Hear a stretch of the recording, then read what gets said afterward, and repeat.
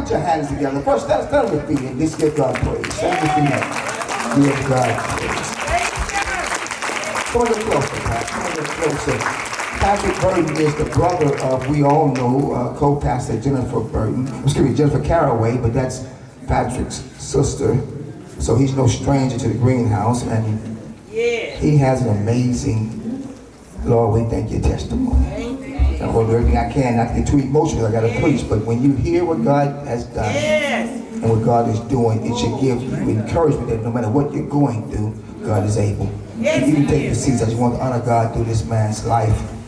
Pat, we've been knowing each other for a while. Like everybody know, your sister was the one who introduced me to my wife, and we met around that time. For a matter of fact, I didn't really like Pat at first because he was kind of shady. He was kind of shady. I mean, me and my wife, before we got married, we kind of fell out. And, I called her one day, who that dude keep calling you? I go, who you, dude? You don't know I'm from the hood. But thank God that quickly resolved and we became friends. And so Pat, back in the old day, I call it old day, I don't know if I'm saying old, but back in the old day, I was pastor of the church in Northeast Houston. You and your family were members of the church. And I don't know if it's this conversation, I pray that you remember this conversation. We were in the foyer doing some work, and it was just me and you at the church that day, and you was volunteer, you was coming by quite often volunteering, and you put me inside and say, Rev, I don't know how you do all this stuff, handle these crazy people, but I know God got something for me to do too, but I ain't ready for all that, so I'm gonna just help you help these crazy people.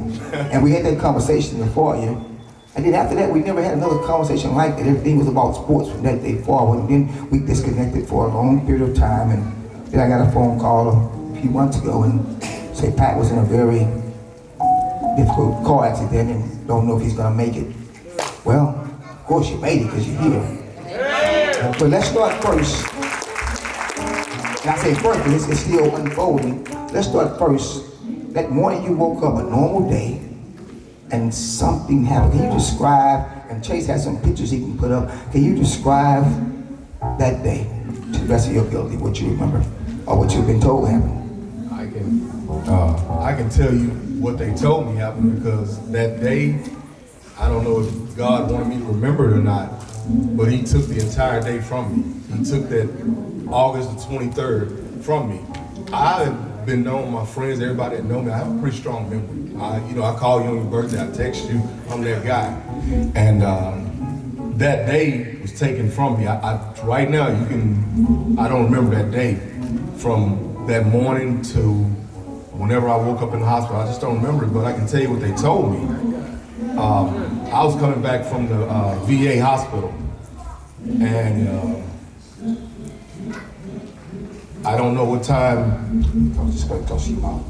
I don't know what time the wreck happened, but my sister was crying because they said I was left there bleeding for over 2 hours. It happened at 5:30 in the morning, and they didn't find me till almost 10. Man. I saw, like I said, I don't remember. I saw illustrations of the pictures, and I had ran up under an 18-wheeler's the tailgate, like the flatbed of it. I had ran up under there, and I haven't saw the pictures of the car. The car is totaled out, and my sisters, they won't show me. And I guess they say, well, if he don't remember it, he don't need to see it. And all I remember waking up was on a gurney, and I saw my mom out the corner of my eye, and I told her, I said, don't leave me. And boy, it's so amazing, us men, how strong we are. We strong, right? But at the end of the day, who we know? And me and I tease my mom, I say, you old warrior, and I tease her all the time. I say, you might end up burying me. But if you met my mom, you would know, like, wow, she's been there. But anyway, she grabbed my hand, and I guess I must have passed out again because I woke up again. They was taking me to another hospital. They said they couldn't perform the operation on my, what's this, femur? That's your femur. Yeah, it had shattered. And the EMT. But you're standing up. Yes.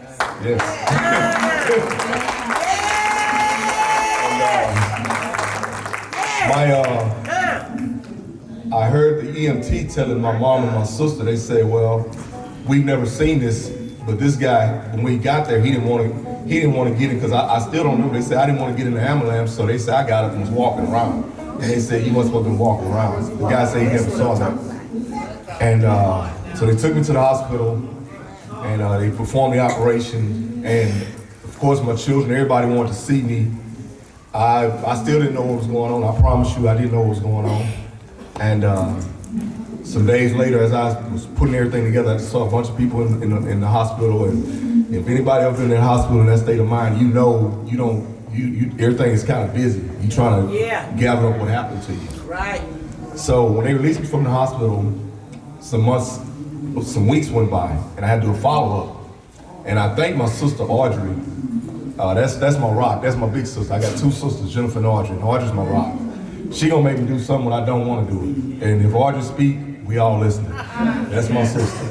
So we was at my doctor visit, and they told me you need to go down to the emergency room. And I said, for what? They said just go down there. So I was trying to get my sister, hey baby, I got an appointment with them tomorrow. I can come back, whatever they trying to tell me, let's go. She said, I got more time than money, we can sit here and wait. They came up, and it's nothing like hearing his words. We have to do brain surgery on you. Listen to this. After that accident, thinking you doing better, go to a normal doctor's appointment and hear this news. We have to do brain surgery. So my blood pressure elevated because I wasn't ready to hear that. I'm thinking I'm on my way to recovery from right here.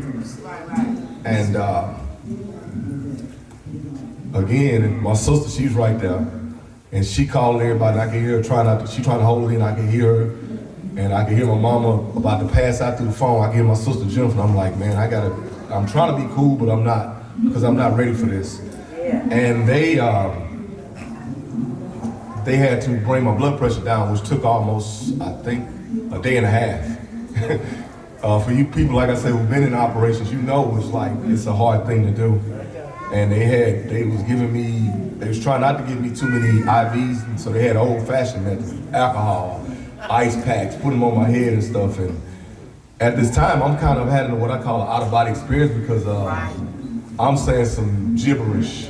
I remember telling the doctor, if you can't get nothing to make this pain stop, I can go out there on that cone and scope some dope or something and make it stop. You know, I was that gone. You know, I was really out of it. So they performed the operation, and I remember waking up laughing because I heard my mom again and my sisters. I heard them crying. I heard everybody, my prayer warriors. I heard everybody crying, and I woke up laughing. And I grabbed my sister's hand, and she said, "Baby, why you laughing?" I said, "Well, the first time I didn't remember nothing. I didn't remember the accident. I didn't remember nothing." I say, so God took me. He put me in a corner. And the second time, he stood me up and he got my full undivided attention to where all my friends know right now. They just released me, by the way, because this happened when I had brain surgery. It was September. And I don't know how the stitches have healed so fast. I don't. See the pictures on the screens. And, okay. I'm sorry, I didn't know it was back there. So I didn't notice how I was healing. And some people came by and everybody, and Pastor Depp, me and him talked on the phone. He said, "I can tell you healed because I hear your voice. You sound like Brother Pat." And I was like, okay. So I went to the doctor just this past week. And Tuesday, they said you can do normal activity. I have a plate in my head, but they say you can resume normal activity. Thursday, the guy said, you don't need to walk anymore. He said, you've been doing fine and stuff like that. So I thank everybody who was praying for me. I found out some of my friends who, I didn't know they already put me up here. And that's all I'm saying. That's the reason why I stopped talking about the mission I was on was because I know the mission I'm on. I just been running. Hold on. It's been years, maybe 15 to 20 years for that 4-year conversation. Yep. But the call on your life, and let me say this for you. Where's Darren? Darren Deckett, where's Darren? He upstairs. Right here. No, right. Darren, when he called me and said, if he calls and say, Pastor, it's a different conversation. And he said, Pastor, you must pray right now for Pat. He cannot leave us. And he kept saying it over and over again. He said, now hear me. he can't leave us. Because you are close enough in conversation where he recognizes, like everyone around you, there's a call on your life. And either we run like Jonah and end up in a prepared fish.